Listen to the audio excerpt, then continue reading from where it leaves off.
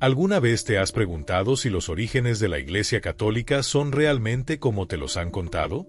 Es probable que te hayan enseñado que todo comenzó con Pedro, el apóstol de Jesús, pero ¿y si te dijera que la verdadera historia está llena de matices, giros inesperados e incluso contradicciones? Lo que estás a punto de descubrir no solo desafiará lo que creías saber sobre la religión, sino que también podría cambiar tu perspectiva sobre la historia misma. Prepárate para explorar los misterios que se esconden detrás de una de las instituciones más influyentes del mundo. Ahora reflexiona, ¿quién decidió realmente que Pedro debía liderar la iglesia? ¿Fue una instrucción directa de Jesús o un acuerdo entre sus seguidores? Imagina por un momento un grupo de hombres perseguidos y divididos por sus creencias, reuniéndose en secreto en un contexto de incertidumbre y peligro. Fue en ese escenario donde surgieron las primeras decisiones que dieron forma a lo que hoy conocemos como la Iglesia Católica. Pero, ¿es razonable pensar que una estructura tan colosal se originó por la acción de una sola persona o en un solo instante? Las respuestas pueden ser más complejas de lo que parece, y al sumergirte en esta historia, es posible que descubras detalles que nunca imaginaste. ¿Estás listo para cuestionar todo lo que creías saber? ¿Te apasiona aprender más sobre la Biblia y su mensaje para nuestras vidas? No olvides suscribirte a nuestro canal y darle like a este video para que podamos seguir creciendo juntos en conocimiento y fe. Imagina por un instante este panorama. La Iglesia Católica, que hoy reúne a más de 1.000 millones de creyentes en todo el mundo, nació en un contexto lleno de adversidad y caos. Roma, en aquel entonces, no solo era el epicentro del poder político y militar, sino también un lugar dominado por la veneración de múltiples dioses paganos.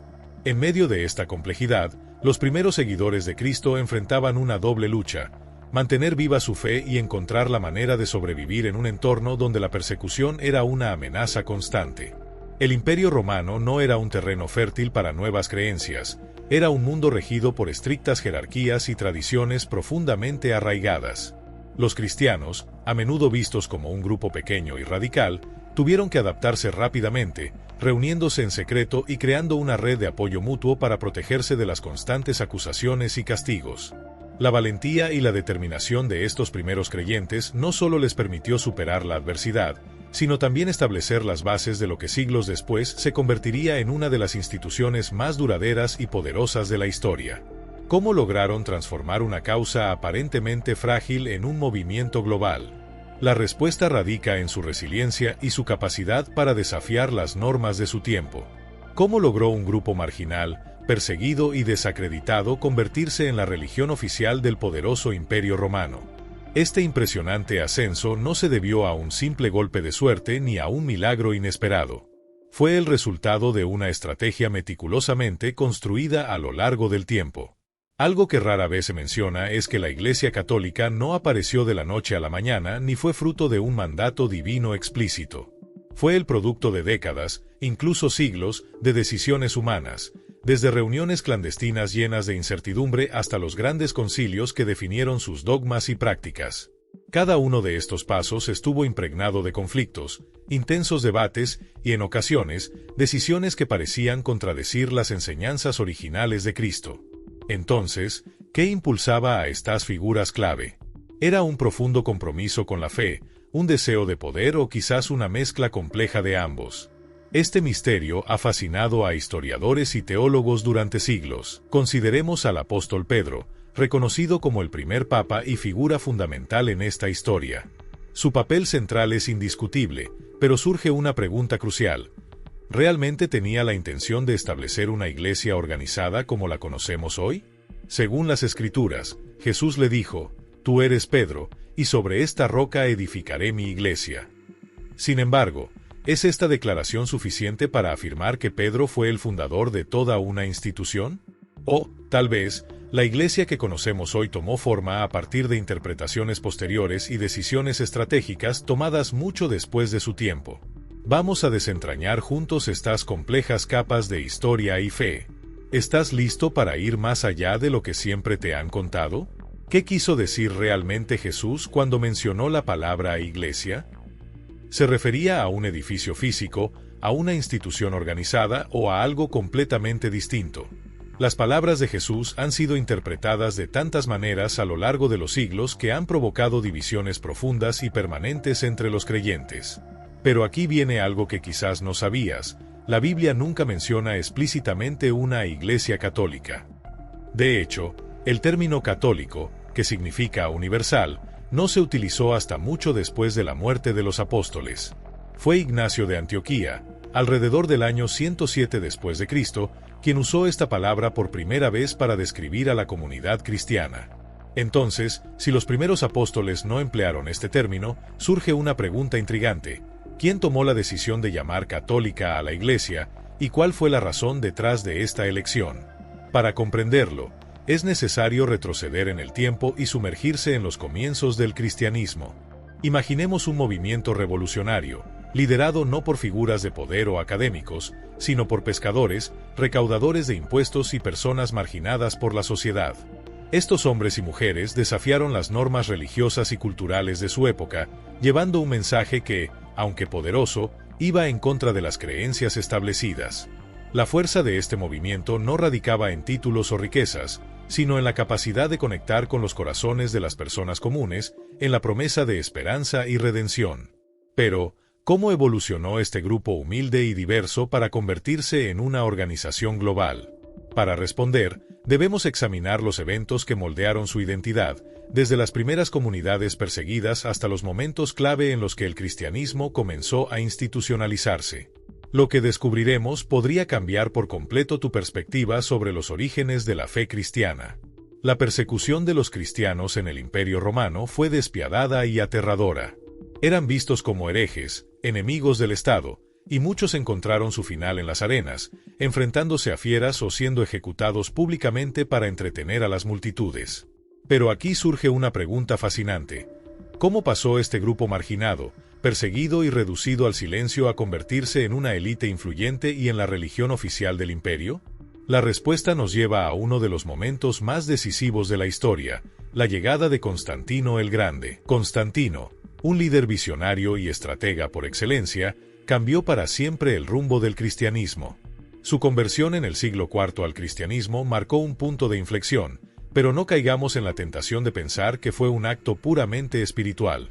Constantino comprendió como pocos el poder de la religión como herramienta política para consolidar el control y unificar un imperio que en ese momento estaba fragmentado por conflictos internos y disputas territoriales. Bajo su mando, el cristianismo dejó de ser una creencia perseguida para convertirse en una fuerza que moldearía la política, la cultura y la estructura del Imperio Romano. Constantino otorgó privilegios a la Iglesia, promovió el Concilio de Nicea para resolver disputas doctrinales y estableció un precedente para la relación entre la Iglesia y el Estado. Pero, ¿fue esta conversión sincera, o se trató de una jugada maestra para fortalecer su poder y asegurar la lealtad de una creciente comunidad cristiana? Lo que está claro es que, con Constantino, el cristianismo dejó de ser solo una fe, se convirtió en una herramienta política de alcance monumental. ¿Qué impacto tuvo esto en las enseñanzas originales de Cristo? Es hora de explorar cómo la estrategia y la espiritualidad se entrelazaron para cambiar el curso de la historia. El Imperio Romano enfrentaba un periodo de fracturas internas y desafíos constantes cuando, en el año 313 después de Cristo, Constantino emitió el Edicto de Milán. Este decreto marcó un antes y un después en la historia del cristianismo, legalizando su práctica y poniendo fin a las persecuciones que habían sembrado el terror entre los creyentes. Pero no nos dejemos llevar por una visión idealista. El interés de Constantino por la religión no era del todo altruista. De hecho, cabe preguntarse si utilizó el cristianismo como una herramienta política para consolidar su poder y estabilizar un imperio fragmentado. Con astucia, Constantino reconoció que la fe cristiana, que ganaba cada vez más adeptos, tenía un potencial unificador enorme. En lugar de seguir reprimiendo esta creciente fuerza social, decidió incorporarla como un aliado estratégico. Fue bajo su patrocinio que la base de lo que conocemos hoy como la Iglesia Católica comenzó a tomar forma, especialmente en el Concilio de Nicea, celebrado en el año 325. En este evento histórico, líderes cristianos de diferentes regiones se reunieron por primera vez, convocados y supervisados por el propio Constantino. El objetivo era resolver disputas doctrinales y establecer una unidad teológica que fortaleciera la fe como un pilar del imperio. Las discusiones en Nicea no solo definieron aspectos fundamentales del cristianismo, como la naturaleza de Jesús y su relación con Dios, sino que también sentaron las bases para una estructura jerárquica que otorgaría a la Iglesia un poder sin precedentes. Sin embargo, no podemos ignorar que estas decisiones tuvieron un costo. Las enseñanzas originales de Cristo fueron, en ocasiones, reinterpretadas o adaptadas para encajar en una visión política más amplia. Este momento marca el punto en el que el cristianismo pasó de ser una religión de mártires y perseguidos a convertirse en una institución estrechamente vinculada al poder imperial. ¿Fue esto una evolución necesaria o una traición a los ideales originales? Al analizar este capítulo, podemos comprender cómo la fe y la política se entrelazaron para dar forma al curso de la historia. Las preguntas debatidas en el Concilio de Nicea eran profundas y fundamentales.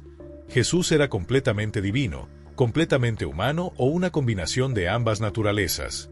Las respuestas a estos interrogantes no solo dieron forma a la teología cristiana, sino que también marcaron el inicio de una institución destinada a ejercer un poder inmenso sobre la política, la cultura y la espiritualidad durante siglos. Sin embargo, es importante no idealizar este proceso. No fue un camino sencillo ni libre de conflictos. Al contrario, estuvo plagado de disputas internas, traiciones e incluso episodios de violencia. Muchos cristianos de la época no aceptaron las resoluciones de estos concilios. Sus desacuerdos con las decisiones doctrinales no solo los marginaron, sino que, en muchos casos, los convirtieron en víctimas de persecución.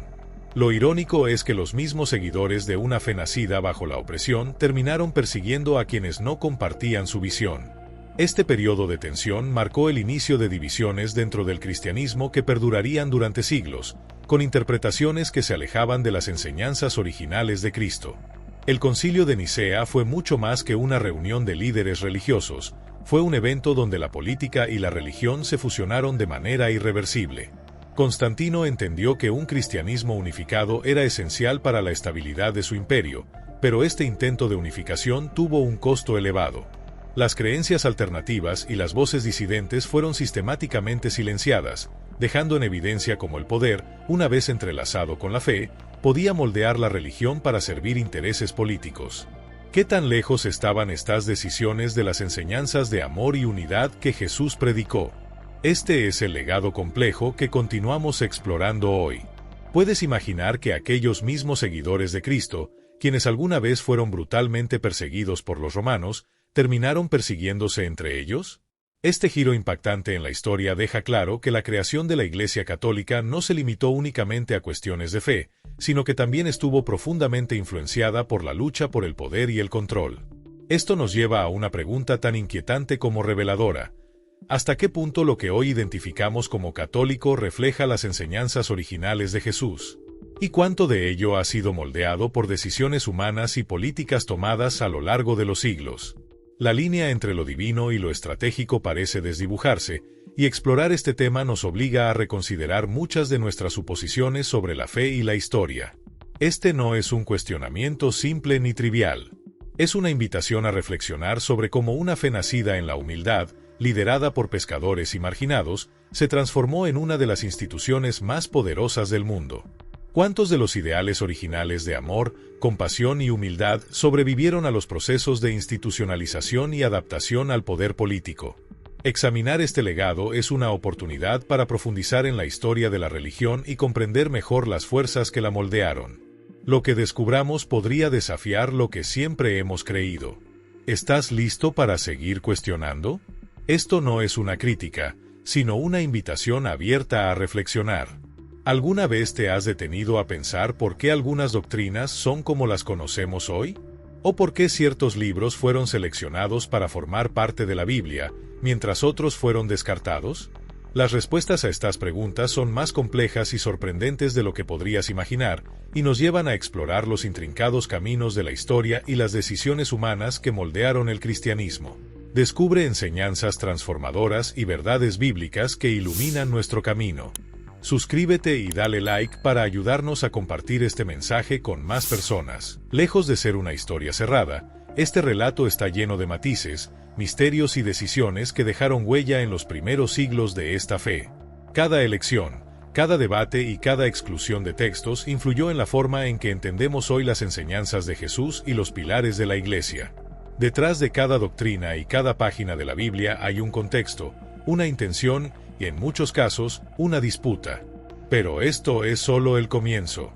Lo que viene a continuación te llevará aún más profundamente a los secretos, las controversias y los desafíos que definieron el surgimiento del cristianismo. Prepárate para seguir este viaje y descubrir verdades que permanecieron ocultas durante siglos. ¿Estás listo para enfrentar lo que no te han contado? La historia nos espera con sus respuestas, y es hora de continuar desentrañándola juntos. ¿Sabías que algunos de los textos cristianos más importantes estuvieron a punto de desaparecer para siempre? Antes de que la Biblia se consolidara tal como la conocemos hoy, existían docenas de evangelios, cartas y relatos que competían por definir el camino de la fe cristiana. Pero lo que muchas personas desconocen es que este proceso no fue nada sencillo ni uniforme. Fue el resultado de debates intensos y decisiones que moldearon el curso de la historia religiosa. Ahora, imagina a líderes cristianos provenientes de distintas regiones del vasto Imperio Romano, cada uno con tradiciones y perspectivas únicas. Estos hombres se reunieron para tomar una decisión trascendental, determinar qué textos serían considerados como la palabra sagrada de Dios y cuáles quedarían excluidos o incluso condenados como herejía. Estas reuniones no eran solo discusiones teológicas, eran verdaderos campos de batalla ideológicos donde las ideas competían por sobrevivir. Pero, ¿quiénes eran estas figuras que asumieron el poder de decidir qué sería incluido y qué quedaría fuera? ¿Qué motivaciones guiaron sus elecciones? ¿Era un compromiso con la verdad divina o influencias políticas y culturales de su tiempo? Estas preguntas abren una ventana fascinante hacia los primeros siglos del cristianismo, un periodo marcado por tensiones, alianzas y rivalidades que definieron la fe tal como la conocemos. Profundizar en esta historia nos lleva a cuestionar no solo los textos seleccionados, sino también los que fueron descartados, relegados al olvido o incluso destruidos. ¿Qué secretos podrían esconder esos escritos perdidos? Continuemos este viaje para explorar el impacto de estas decisiones y lo que nos revela sobre el cristianismo primitivo. ¿Sabías que, en los primeros siglos del cristianismo, existieron grupos que veían a Dios de una manera completamente distinta a como lo entendemos hoy? Uno de estos grupos eran los gnósticos, quienes tenían una perspectiva radicalmente diferente sobre la fe y lo divino. Para ellos, no era la fe ciega, sino un conocimiento secreto y profundo lo que conectaba al ser humano con lo divino. Este enfoque los colocaba en un contraste sorprendente con las enseñanzas más institucionalizadas que buscaban establecerse como ortodoxas. Los gnósticos, en su visión, interpretaron la figura de Dios desde una óptica que, para muchos, resultaba revolucionaria y hasta polémica. Algunos incluso llegaron a plantear que el Dios del Antiguo Testamento no era el mismo Dios amoroso que Jesús predicaba. En su lugar, lo consideraban una entidad tiránica y menor, responsable de un mundo lleno de sufrimiento y limitaciones, mientras que el Padre del Nuevo Testamento representaba la verdadera fuente de amor y redención. Estas ideas desafiaban profundamente las narrativas emergentes del cristianismo oficial. No solo cuestionaban las bases de las Escrituras, sino que también proponían una relación más personal y directa con lo divino, lejos de las instituciones y dogmas nacientes. Pero esta visión también los convirtió en blanco de persecuciones, ya que su mensaje era visto como una amenaza para la unidad y el control de la fe cristiana. ¿Qué habría sucedido si estas ideas hubieran prevalecido? Explorar la influencia y el legado de los gnósticos nos invita a reconsiderar cómo las diferentes corrientes de pensamiento dieron forma al cristianismo que conocemos hoy. Imaginen por un momento cómo sería el mundo si esas ideas radicales hubieran prevalecido. El Concilio de Nicea, que ya mencionamos anteriormente, no solo buscaba definir la naturaleza de Jesús y establecer la ortodoxia, sino también suprimir las voces que se desviaban de esta línea oficial. Fue un esfuerzo deliberado por consolidar una visión única de la fe, eliminando cualquier interpretación que pudiera desafiar la unidad teológica y política que Constantino deseaba para su imperio.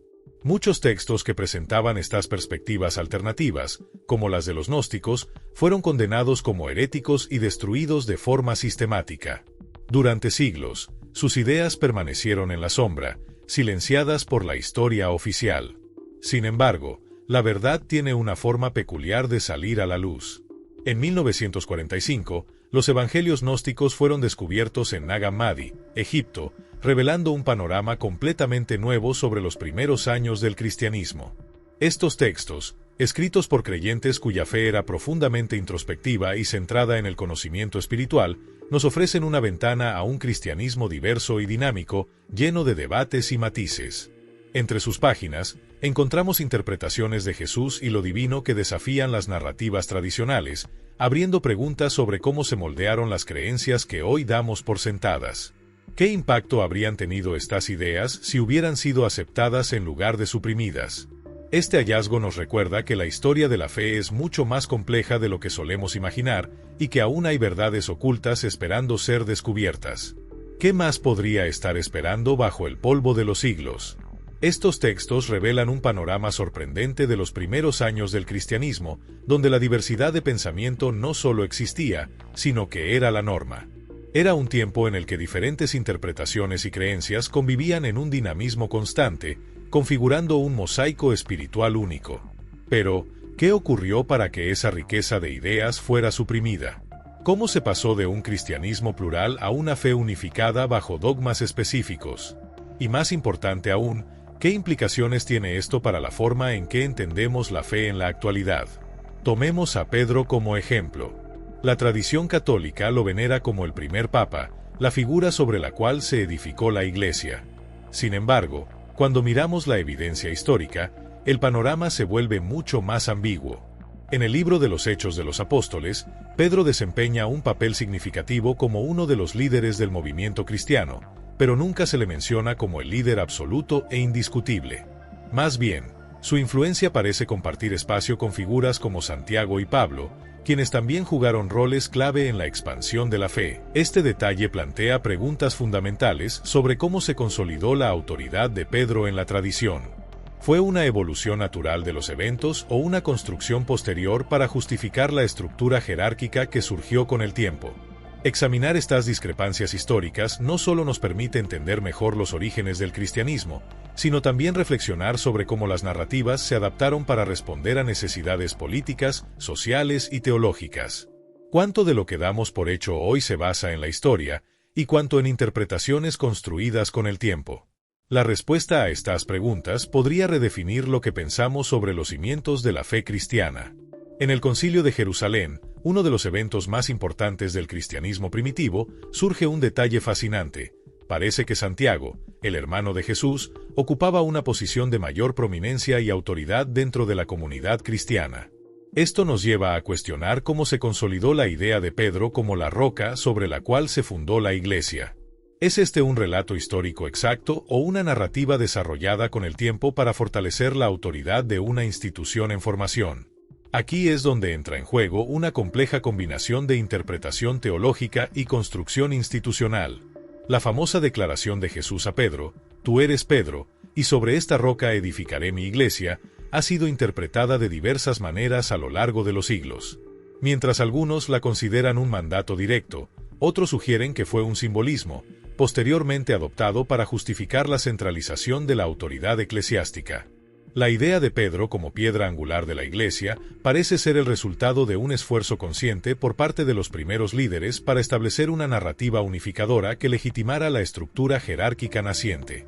En un contexto de crecimiento y expansión, tener una figura central como Pedro ayudaba a dar cohesión y estabilidad a una fe que enfrentaba desafíos tanto externos como internos.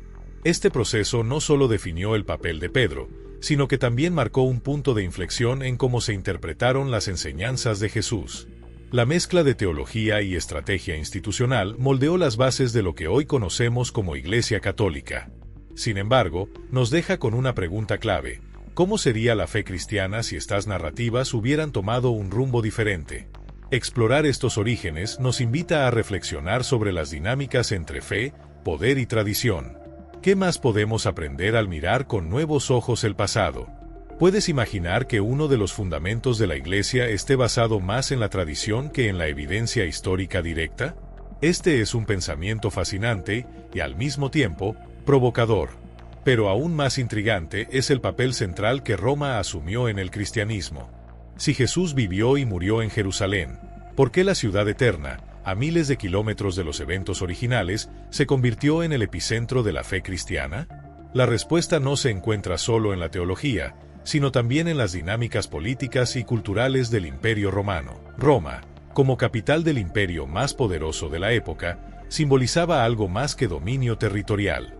Era el corazón político, económico y cultural de un mundo que abarcaba diferentes lenguas, tradiciones y pueblos. En ese contexto, establecer a Roma como el centro del cristianismo no fue una coincidencia, sino una estrategia profundamente influenciada por la necesidad de proyectar universalidad y legitimidad. Al asociar la fe con la ciudad más influyente del mundo antiguo, los líderes cristianos reforzaron el mensaje de que su religión era para todos, trascendiendo fronteras y culturas. Además, la tradición que vincula a Pedro con Roma fue clave para consolidar esta narrativa. Según la historia, Pedro murió martirizado en esta ciudad, lo que la convirtió en un lugar sagrado y en el hogar natural de la autoridad papal. Pero, ¿cuánto de esto fue motivado por la espiritualidad y cuánto por la necesidad de consolidar el cristianismo como una fuerza global dentro del imperio? La centralización de la fe en Roma no solo ofrecía un símbolo de unidad, sino también un recurso invaluable para legitimar y fortalecer su influencia política y cultural. Esta dualidad entre lo espiritual y lo estratégico nos lleva a reflexionar sobre cómo las decisiones tomadas en los primeros siglos moldearon la fe como la conocemos hoy. ¿Qué habría pasado si otro lugar, como Jerusalén o Antioquía, hubiera asumido este papel central? Pensar en estas posibilidades nos ayuda a entender mejor cómo el cristianismo se adaptó y evolucionó para sobrevivir y prosperar en un mundo dominado por el poder de Roma. Al establecer su sede en Roma, la Iglesia Católica no solo buscaba ser un faro de autoridad espiritual, sino también consolidar una legitimidad política que le permitirá jugar un papel protagónico en el vasto escenario del Imperio Romano. Esta decisión estratégica explica por qué los primeros papas dedicaron enormes esfuerzos a reforzar su poder en la ciudad y expandir su influencia a regiones más allá de Italia. Sin embargo, este proceso estuvo lejos de ser pacífico o lineal. El desarrollo de la Iglesia Católica fue una historia marcada por tensiones internas, disputas de poder y momentos de profunda crisis. Por ejemplo, ¿sabías que hubo periodos en los que hasta 3 personas diferentes se proclamaron simultáneamente como el Papa legítimo?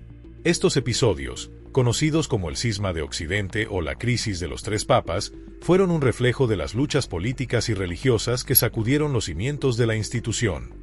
Durante este cisma, que tuvo lugar en el siglo XIV, diferentes facciones dentro de la Iglesia y entre los estados europeos apoyaban a distintos candidatos al papado, creando una fragmentación que ponía en duda la unidad y la autoridad de la Iglesia. Esta crisis no solo debilitó la confianza en la institución, sino que también mostró cómo las ambiciones humanas podían infiltrarse incluso en los niveles más altos de una organización espiritual. A pesar de estos desafíos, la Iglesia logró sobrevivir y finalmente reforzar su estructura. Pero estas luchas internas nos invitan a reflexionar. ¿Hasta qué punto las decisiones de la Iglesia estuvieron influenciadas por su misión espiritual y cuánto por las realidades políticas de su tiempo? Entender estos conflictos es fundamental para descifrar cómo la Iglesia Católica evolucionó desde una fe perseguida hasta convertirse en una de las instituciones más poderosas de la historia. ¿Qué otras historias ocultas pueden revelar los episodios de su turbulento pasado? Continuemos desentrañando este fascinante viaje. Explora con nosotros las maravillas de la palabra de Dios. Suscríbete a nuestro canal y activa la campanita para no perderte ningún contenido que edificará tu vida. Estos episodios, como el Cisma de Occidente, son un recordatorio de que, aunque la Iglesia se inspire en ideales divinos, siempre ha estado dirigida y moldeada por seres humanos, con todas sus ambiciones, limitaciones y contradicciones. Esto plantea una cuestión profunda. ¿Cómo conciliaron estas luchas de poder, marcadas por conflictos y divisiones, con el mensaje de humildad, amor y servicio que Jesús predicó? Esta paradoja sigue siendo un tema de intenso debate, incluso en la actualidad. Otro ejemplo que ilustra esta complejidad es la conversión de Constantino al cristianismo, un evento que cambió radicalmente el curso de la historia de la fe. Aunque oficialmente adoptó el cristianismo, Constantino continuó practicando rituales paganos durante toda su vida, un hecho que ha generado preguntas incómodas sobre la sinceridad de su conversión. De hecho, su bautismo no ocurrió hasta el lecho de muerte, lo que lleva a muchos historiadores y teólogos a cuestionar si su acercamiento a la fe fue motivado por convicciones espirituales o por una calculada estrategia política. La vida y las acciones de Constantino reflejan las tensiones entre el poder terrenal y las aspiraciones espirituales que han acompañado a la Iglesia desde sus inicios. Su legado es un recordatorio de cómo las decisiones de líderes influyentes no solo dieron forma al cristianismo, sino que también introdujeron elementos de pragmatismo político en una fe basada en principios trascendentes. ¿Cómo podemos reconciliar estas contradicciones? ¿Es posible separar lo divino de lo humano en una institución que ha sido parte del entramado político y cultural durante siglos? Estas preguntas nos invitan a reflexionar sobre el impacto de estas decisiones históricas en la Iglesia que conocemos hoy y sobre cómo los ideales originales de Jesús se han visto moldeados por el contexto humano a lo largo del tiempo. La historia del cristianismo, llena de luces y sombras, sigue siendo una fuente inagotable de exploración y aprendizaje. ¿Qué otros secretos podría revelarnos si seguimos indagando? ¿Fue la conversión de Constantino un acto de fe genuina o una estrategia política cuidadosamente diseñada para consolidar su imperio? La respuesta a esta pregunta sigue siendo un tema de debate entre historiadores y teólogos. Constantino, conocido por su habilidad estratégica, no era alguien que tomara decisiones a la ligera. Adoptar el cristianismo ofrecía una poderosa herramienta para unificar un imperio fragmentado, pero también podría haber sido el reflejo de una búsqueda personal de significado espiritual. ¿Qué crees tú? ¿Fue su decisión impulsada por convicciones religiosas profundas o por conveniencia política? Lo que es innegable es que, gracias a él, el cristianismo pasó de ser una fe marginada y perseguida a convertirse en la religión favorecida del imperio. Este cambio transformó no solo el destino de la religión, sino también el curso de la historia misma. Pero esto nos lleva a una pregunta fundamental: ¿quién creó realmente la Iglesia Católica? Aunque Pedro y los apóstoles colocaron los cimientos, fueron los concilios, los emperadores y los líderes de generaciones posteriores quienes moldearon lo que conocemos hoy. Fue un proceso largo, lleno de decisiones complejas, compromisos políticos y conflictos internos. A pesar de estos desafíos, no podemos ignorar la magnitud de lo que se logró.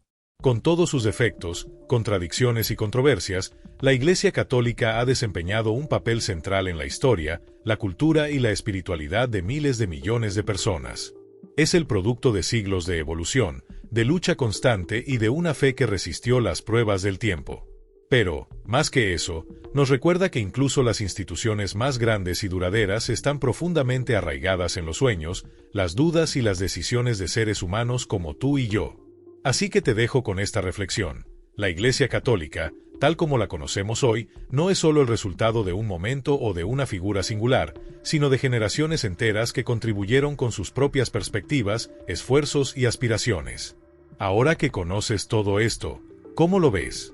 ¿Crees que la Iglesia es principalmente divina, esencialmente humana o una combinación fascinante de ambas? La respuesta, quizás, refleja tanto nuestra fe como nuestra forma de entender el mundo.